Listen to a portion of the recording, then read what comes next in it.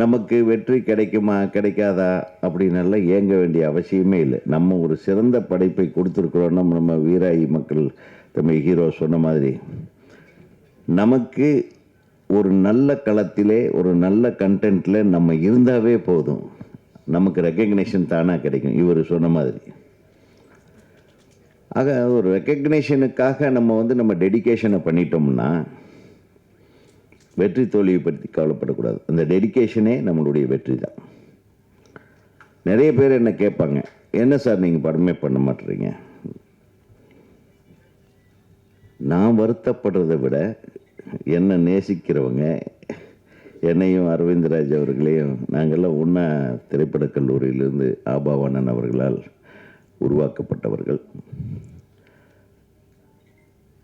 என்ன சார் பீக்கில் இருந்தீங்க, ஏன் சார் இப்போ நீங்கள் ஏன் சார் என்ன நானா மாட்டேங்கிறேன், அது நான் படமே எடுக்க மாட்டேன்ற மாதிரி. ஏன்னே அவர் சொல்கிறார், எங்கள் அண்ணன்மார்கள்லாம் இருக்காங்க, என் பிரதர்ஸ் எல்லாம் என்னை தூக்கி அப்படியே வளர்த்தாங்க. அப்படியே ஒவ்வொரு பத்திரிகையாளரும் என்னை வளர்த்தாங்க. அவங்க வளர்க்குற மாதிரி நம்மளும் நடந்துக்கிட்டோம்.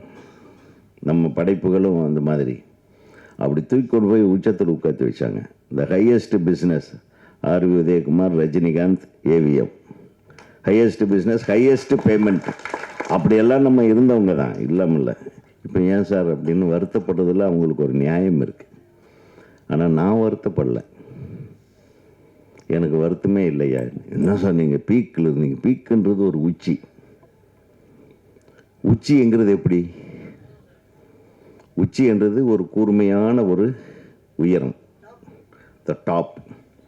அந்த கூர்மையில் ஒருத்தன் ஏறிட்டான்னா நிற்கிறது கஷ்டம். அப்படி பார்த்தா தலை சுத்தம். அப்போ தான் சொன்னேன், உச்சி என்பது ஒரு மிகச்சிறிய இடம், கொஞ்சம் நகர்ந்தால் நம்ம கீழே விழுந்துருவோம். அந்த உச்சியில் நான் பார்த்தவர்கள் எத்தனை இயக்குனர்கள். ஒரு காலத்தில் ஸ்ரீதர் சார் இருந்தார், ஒரு காலத்தில் பாலச்சந்தர் சார் இருந்தார், ஒரு காலத்தில் பாரதி ராஜா சார் இருந்தார். அந்த மாதிரி பல இயக்குனர்கள் இருந்த அந்த உச்சி, அவங்க இறங்காமலே இருந்திருந்தால் அந்த உச்சிக்கு நான் போயிருக்க முடியுமா?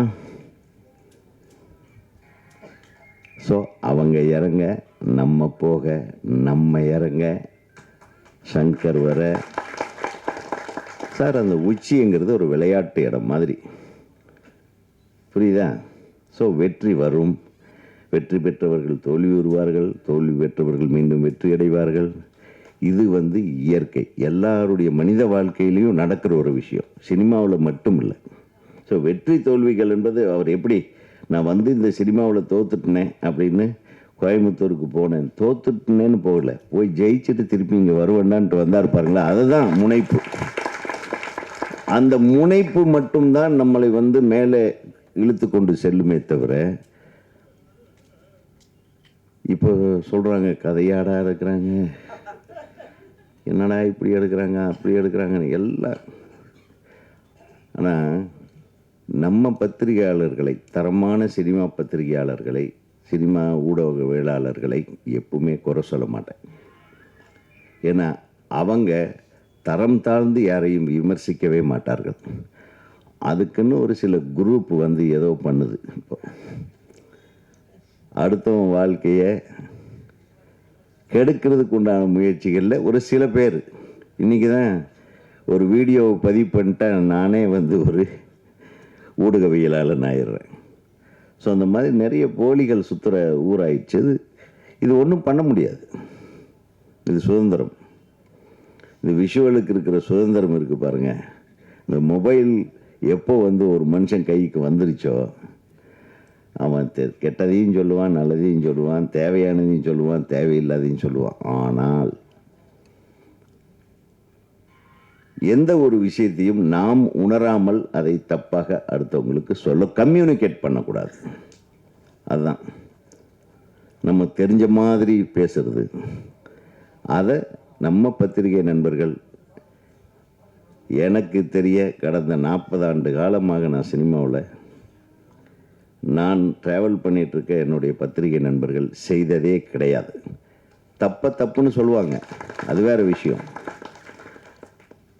ஒருவர் மனதை புண்படுத்துகிற மாதிரியோ அடுத்தவங்களை இழிவுபடுத்துகிற மாதிரியோ நம்ம ஒரு விமர்சனத்தை வைக்க வேண்டிய அவசியம் என்ன இருக்குது சொல்லுங்கள்.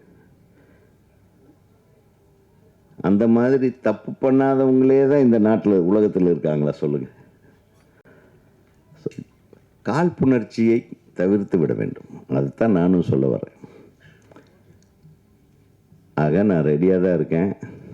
உங்கள் ப்ரொடியூசரையே எல்லாம் கைத்தட்டி என்னை வச்சு என்ன படம் எடுக்க சொல்லுவேன். என்ன இந்த பட்ஜெட் எவ்வளோ ஆச்சு? அந்த பட்ஜெட்டை விட 1 கோடி ரூபாய் கம்மியாக எனக்கு கொடு, நான் ஒரு படம் எடுத்தேன். கரெக்டா?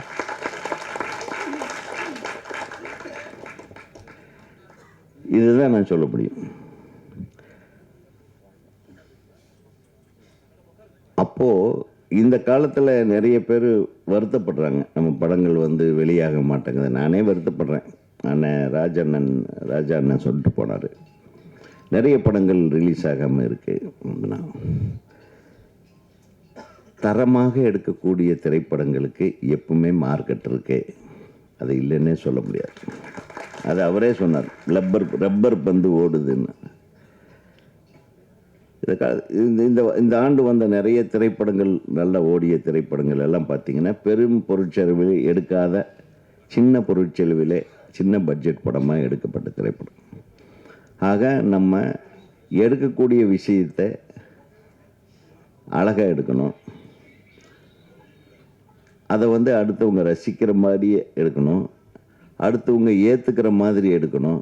பார்க்கும்போது ஆஹா அடே நம்ம லைஃப்பில் நடந்த ஒரு விஷயம், அதை அப்படியே நம்ம எடுத்துருக்கேன், சூப்பராக எடுத்துருக்கானா, அவ்வளோதான், முடிஞ்சு போச்சு ஜோலி.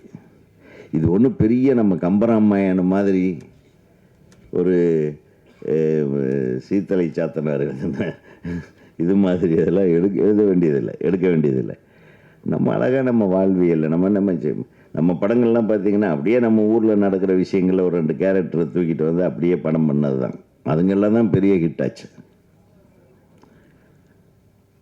ஆக நம்ம இங்கே வந்தோமா, நம்ம வேலையை ஒவ்வொருத்தரும் அவன் வேலையை கரெக்டாக பண்ணாவே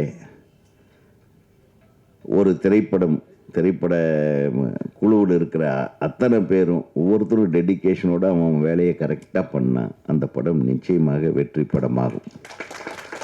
அது எதுக்கு கொண்டாந்து சேர்த்துறேன்னா, இதில் ஒவ்வொருத்தரும் சரியாக உழைத்திருக்கிறார்கள் என்று இயக்குனரும் சரி தயாரிப்பாளரும் சரி அழகாக சொன்னாங்க. ஸோ அந்த உழைப்பு இருக்குது பாருங்கள். அந்த குழந்தை கூட சொல்லிச்சு, அந்த மலையாளம் நம்ம ஹீரோயின் பேர் என்னன்னு தெரில, அனுஸ்ரீயா. அந்த ஃபேஸ் ரொம்ப அழகாக இருந்தது. அதில் ஒரு இன்னசென்ஸும் இருந்தது, ஒரு எமோஷ்னல் ஃபேஸு. உனக்கு ஒரு நல்ல எதிர்காலம் இருக்கிறது. அதே மாதிரி அந்த பாப்பாவும் அளவாக பேசினாலும் அழகாக பேசுனீங்க. ஆக இந்த படத்துக்கு எல்லாமே அழகாக அமைஞ்சிருக்கு. டைரக்டரு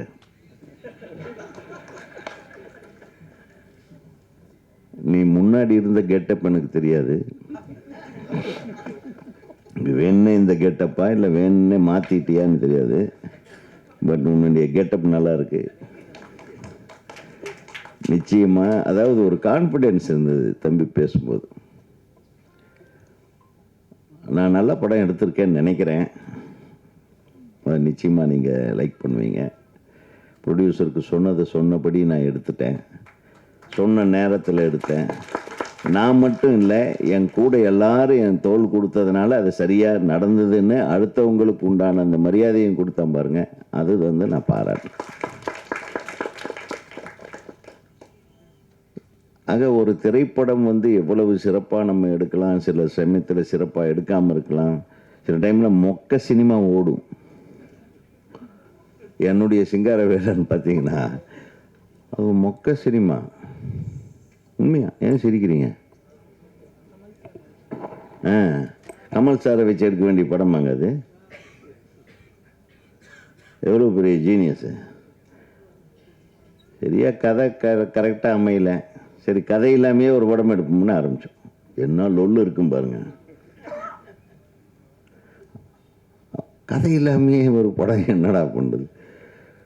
ஒரு சின்ன 5 வயசு பொண்ணு ஜட்டி பனியனோட காணாமல் போச்சு, அதை தேடி கண்டுபிடிச்சி கல்யாணம் பண்ணுறது தான் ஹீரோவோட வேலை அப்படின்னு ஒரு கதை. இப்படியெல்லாம் எவனாச்சும் கதை பண்ணுவானா? என்னோட லொல்லு இருந்தால் நாங்கள் பண்ணியிருப்போம். எனக்கு தலையில் இடி இறங்கின மாதிரி. இது ஓகேன்ட்டாரு தயாரிப்பாளரும் சரி, எழுத்தாளரும் சரி. இதை கொண்டாந்து நீங்கள் புடு எல்லாம் சாங்காக கொடுத்துறேன்னு இளையராஜா சார் சொல்ல, சாங்கை வச்சுட்டு என்னடா அப்படியே சுற்றிக்கிட்டே இருந்தேன். சும்மா காரில் அப்படி போக வேண்டியது, இப்படி வர வேண்டியது, ஆஃபீஸில் போய் உட்கார வேண்டியது, திருப்பி 2 ஃப்ரெண்ட்ஸுங்களை கூப்பிட்டு பீச்சுக்கு போக வேண்டியது, இப்படியே சுற்றிட்டு போகிற வழியில் வர்ற வழியில் எழுதுகிற சீன் தான் அதெல்லாம். அடித்தது பாருங்கள் எப்படியெல்லாம். நான் அந்த படத்துக்கு முதல்லையே வந்து போட்டேன் ரிலீஸ் அன்னைக்கு, தயவு செஞ்சு இந்த படத்தை பார்க்க வருபவர்கள் மூளையை கழட்டி வீட்டில் வைத்து விட்டு வாருங்கள். ஏன்னா வந்துட்டு இப்படியெல்லாம் படம் எடுத்தானுங்களேன்னு இப்போ நம்மளை டார்ச்சர் பண்ணிடுவாங்கன்ட்டு அதையும் முதல்லையே போட்டேன். இளையராஜா கூப்பிட்டு கேட்டார், என்னையா இந்த மாதிரி? ஆமாம் சார், படத்தை இப்போதான் சின்ன கவுண்டர் ஓடிட்டு இருக்குது, இந்த படம் எடுத்தவனா இந்த படத்தை எடுத்தான்ற மாதிரி ஏதாச்சும் சொல்ல, கதையே இல்லாமல் ஒரு படம் எடுத்துட்டாரேன்னு. அப்போ நம்ம கமிட்மெண்ட் என்னென்னா, நான் சின்சியராக உழைக்கிற ஆள் தான், தம்பி மாதிரி. என்ன பண்ணணும்? சரி, இந்த கதை என்பது ஒரு சின்ன விஷயம், திரைக்கதை பண்ணுவோம், அதை பெஸ்ட்டாக பண்ணுவோம். முதல் காட்சியிலேருந்து கடைசி காட்சி வரையிலும் சிரிச்சுக்கிட்டே இருக்கணும். அப்படி சிரிப்பு வர்ற மாதிரியான காட்சிகளையே யாருன்னு எல்லாம் போட்டு மண்டையை உடைச்சிக்கிட்டு, பொள்ளாச்சின்ற ஊரில் வெறும் தேங்காய் விளையிற பூமி, வெறும் நெல் விளையிற பூமி, அங்கேருந்து கருவாடை மெட்ராஸ்க்கு எவனாச்சும் எடுத்துகிட்டு வருவானா? யோசனை பண்ணுங்க. மெட்ராஸில் இல்லாத கருவாடா? ஆனால் இன்றைக்கி வரலையும் யாரும் கேள்வி கேட்கல. ஏன்னா அவங்கெல்லாம் எனக்கு ரொம்ப பிடித்த ரசிகர்கள். மூளையை வீட்லேயே கழட்டி வச்சுட்டு வந்துட்டாங்க அப்படின்னு எந்த அளவுக்கு என்னை நேசிச்சிருப்பாங்க. ஏன்னா அந்த காமெடி சீக்வன்ஸில் அது போகிற போக்கில் வந்து அந்த கருவாடு பொள்ளாச்சியிலிருந்து வருதா, இல்லை மெட்ராஸ்லேயே இவ்வளவு கருவாடு இருக்கும்போது பொள்ளாச்சியிலேருந்து ஏன் வரணும் அப்படின்லாம் யாரும் யோசிக்க விடல. அது ஒரு டேலண்ட். புரியுதா? இதுக்கு ஒரு கைத்தட்ட வேண்டாமா? ஆக மொத்தம் நல்ல கதை எடுத்தால் தான் ஜெயிக்க முடியுன்றதும் கிடையாது. புரியுதா உங்களுக்கு? நேரம் நல்லா இருக்கணும். கதையும் உழைப்பும் டெடிகேஷனும் என்ன இருந்தாலும் சரி, நேரம்னு சொல்கிறது அந்த ரிலீஸ் தேதி, ரிலீஸ் டைமில் என்னென்ன நல்ல படங்கள் ஏதாச்சும் ஓடுதா, இல்லை தியேட்டர்கள் எல்லாம் காலியாக இருக்கிற தியேட்டர்கள் நிறைய கிடைக்குதா, இந்த மாதிரி சில விஷயங்களை தான் நான் நேரம்னு சொல்கிறது. அதை விட இன்னொரு நேரம் இருக்குது, அது நம்ம கட்டம். ஆக இத்தனை விஷயம் இருக்குது சினிமாவுக்கு. அதனால தான் சினிமா ஆரம்பிக்கும் போதே பூஜை போடுறோம் அப்படின்னு சொல்கிறாங்க. வேறு ஏதாச்சும் சொல்கிறாங்களா? அந்த மாதிரி நிறைய விஷயத்துக்கு சொல்கிறாங்க. ஆனால் சினிமாவுக்கு பூஜை அவசியம். அந்த பூஜை நல்ல நேரமாக பார்த்து நல்ல ஓரையில் போடுறாங்களா இல்லையா? அதெல்லாம் பார்த்து போட்டு பாருங்கள். அவர் எந்த கோயில் படுத்துகிட்டே இருக்க அம்மன், மாசாணி அம்மன் கோயிலில் பூஜை போட்டுங்க. மாசாணி அம்மன் உங்களை கைவிட மாட்டார் என்று கூறி உங்கள் அனைவருக்கும் வாழ்த்து கூறி